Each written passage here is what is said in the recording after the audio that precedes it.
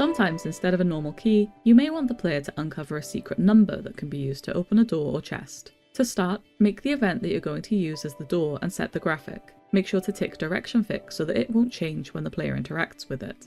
The event should also have the priority same as characters, and the trigger as Action Button. In the event's contents, create a command for input number on page 1. When selecting a variable, create a new one by picking one that hasn't been used and typing in a new name. For this one, call it passcode so that it's easy to refer back to later. In the digits box, you can choose how many numbers long the code is going to be. For this tutorial, pick something short and memorable like 4 digits. Next, make a conditional branch. Tick variable and select the new passcode variable you just made.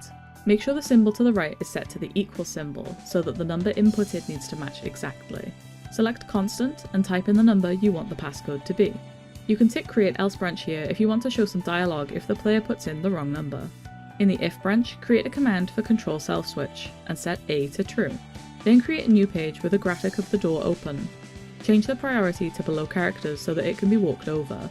If the door needs to teleport the player to a new map, set the new page's trigger to player touch and add a transfer player command from page 2. And this is how it should look in game.